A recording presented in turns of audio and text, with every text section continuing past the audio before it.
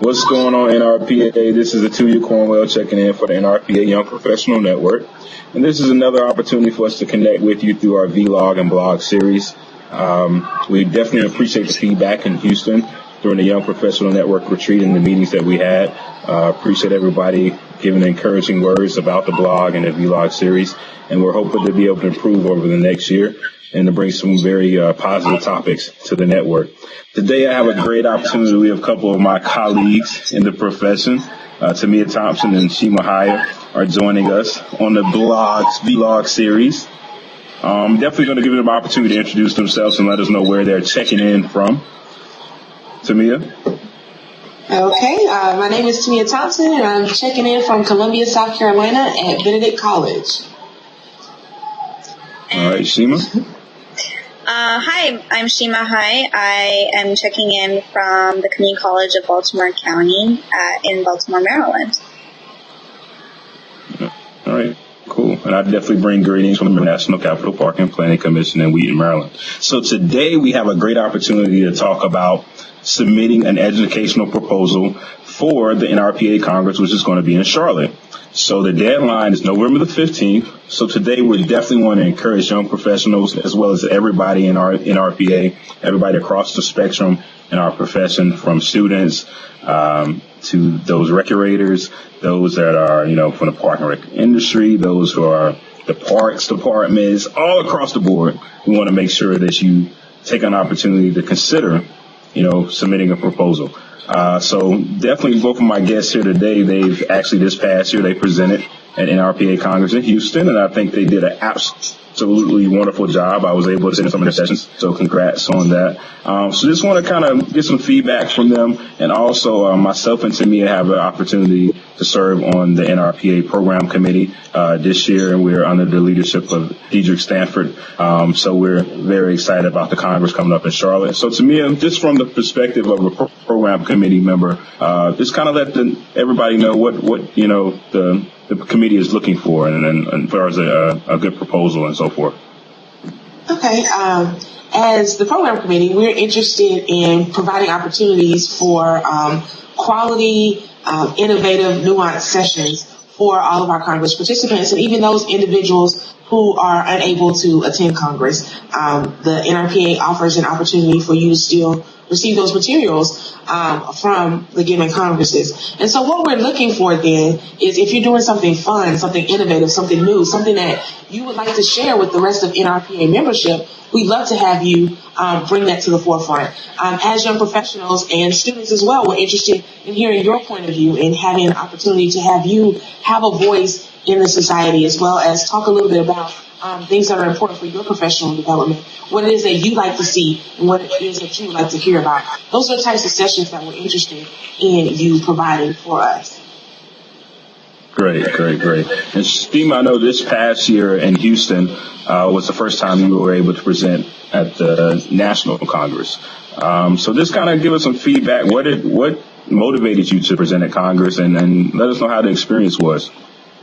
Sure. So last year in Anaheim was my first year attending the National Congress, and I had a great time. I met a lot of people, and I ended up actually attending a session on submitting proposal to NRPA, and I really felt that it was very helpful for me, and it kind of gave me a push. I think for me it was kind of intimidating to think about submitting a proposal for the National Congress. I had done my session at some state conferences, but I just felt like national was like a whole nother ball game. So that was really kind of what kicked it off for me. And then I was able to go online and look at the proposal process and really kind of get that confidence to submit that proposal.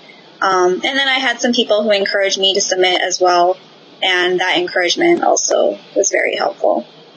And I think it went good. I mean, I haven't gotten the evaluations back yet, so I'm not sure, but I've met a lot of people who came to the session and told me I did a good job, so I appreciate that feedback. And I also received, constructive criticism, which is always important because there's always room for improvement. So I got both of those, and I appreciated it a lot. Cool. Cool. Now, the key question is, are you going to submit again this year by the deadline, November the 15th, to present in Charlotte? Well, I'm thinking about it, but the thing is that I'm not really sure as far as the topic right now, because I want to make it as interesting, as engaging as the first topic was. So I have been thinking about it, and I've gotten some feedback. So maybe we'll see. I would love to submit again. If not this year, maybe for next year, but definitely I'll try. Right. Now, Timia, maybe if you can kind of speak a little bit about when you were submitting a proposal, about maybe collaborating. I know a lot of times I've seen you presented with Nate. Nate's out of Las Vegas, so it's that, different department all the way across the country. You're in South Carolina, he's out in Vegas. So what's the benefit of sometimes, submitting a proposal with a colleague, in another department or another state? We welcome opportunities for collaboration in your presentations. If you know of someone, if you have an idea and you're not quite sure how to implement it for a presentation, and you know someone or you met someone at Congress who you think might be a good fit in terms of working together to put together the best presentation, we strongly encourage you to work with others, other agencies, other individuals from across the state, people that you've met in passing. If you have great ideas, we encourage you to put those ideas forward in a session, your successes, your failures, the good, the bad, and sometimes the ugly. We want to hear what it is that you have to say. And if you are not comfortable presenting alone, or you think your interest could be better served working with someone else, I strongly encourage you to do so. Cool. Now, Sheema, just to kind of give that last minute push and that encouragement to, other young professionals in the network, and also, everybody across the spectrum of all ages or, all experiences. What would you, just to give that final encouragement and to try to submit a proposal and the potential of presenting in Charlotte next year? I would say that go for it.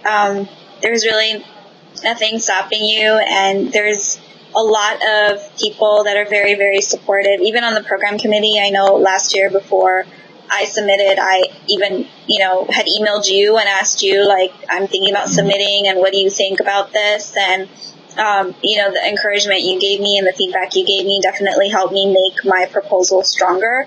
So, getting someone else to look it over if you think that it's not as strong as it could be, would be a helpful thing.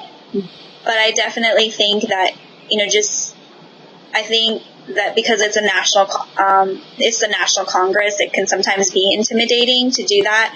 But to just kind of, if you've done it before and you know your topic, then to just to go for it. And really, I think that it's a very good avenue to kind of, it's a very good platform to have to kind of experience and gain experience and to meet new people and to really not just, when you're presenting a Congress, people recognize you after that.